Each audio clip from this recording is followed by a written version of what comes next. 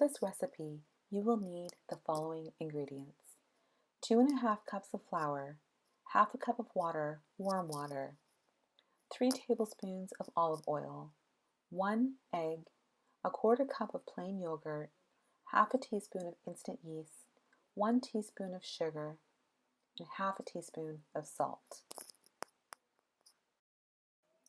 First, add half a cup of warm water to a medium-sized bowl. Then add your sugar, salt, and yeast to the bowl. Use a mixing spoon to stir well and let the bowl sit for about 5 minutes until everything is dissolved. Now, add the following ingredients in this order: 3 tablespoons of olive oil,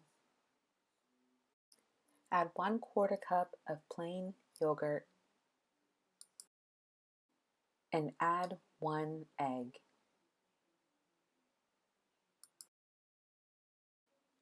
Use your mixing spoon and mix this mixture very well.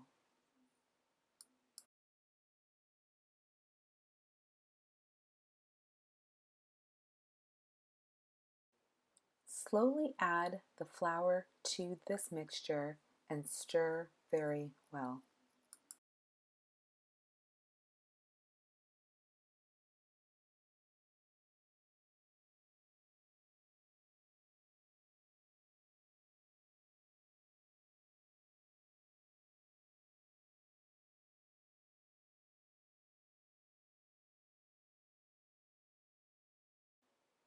Do you find your flour is too sticky after mixing?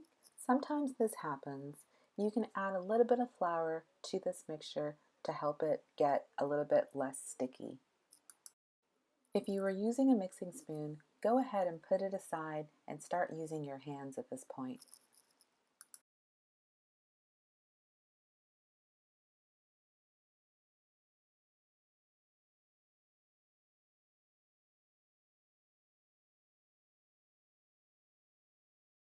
In a separate bowl, use a small amount of olive oil to grease the bowl.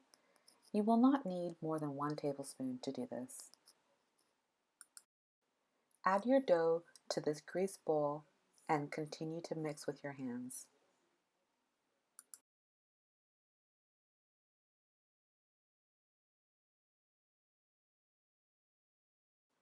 Cover the dough with a nice cloth or plastic for about 30 to 60 minutes and in a warm place.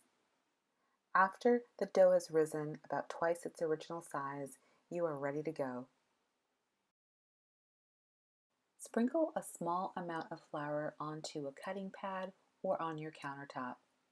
Remove your dough from the bowl and start to just mix it on that pad.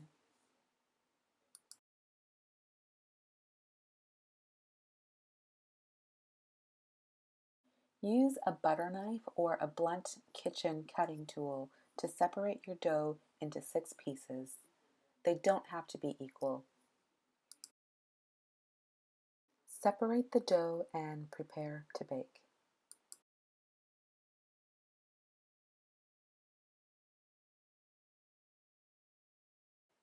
Remove the individual pieces onto a separate area and start flattening it out. You can use your hands to press it like I'm doing here, or you can use a rolling pin and just use it to flatten it out.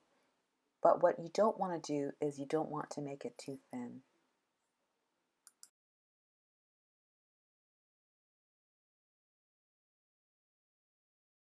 Before turning on your skillet, spray the pan with some non-stick cooking spray.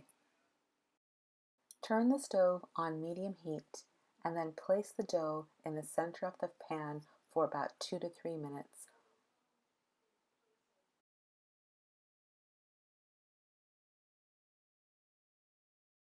Once your bread reaches a golden brown cover or it starts to bubble at the top, turn it over and cook for an additional 2 to 3 minutes.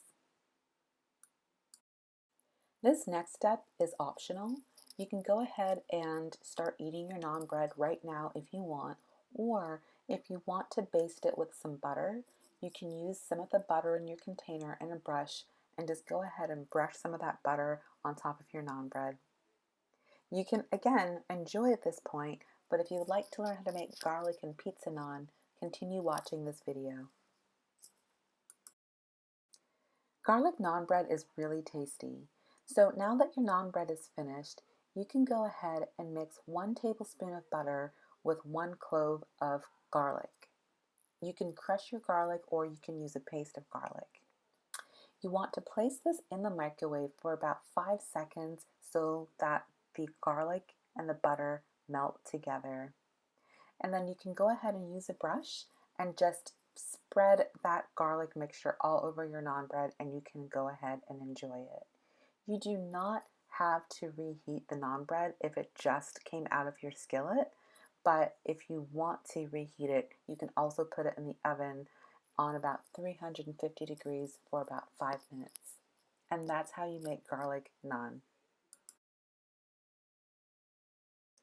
Making pizza naan is also another excellent recipe that you can make with naan bread. For this tutorial, I am not using pizza sauce because I personally do not like it that much, but you can start by adding some pizza sauce to the top of your naan bread, and then you can sprinkle some cheese on top of it. You want to get close to the edges but not too close, because once the cheese melts, you want it to be contained on your naan bread. Set your oven to 350 degrees and place your naan bread inside for about 10 minutes. Once your cheese is melted or you have a nice golden brown topping of cheese, you can remove it from the oven and enjoy. On behalf of the Creativity Shell and Creativity Cooks International, thanks for cooking with us. We'll see you guys next week.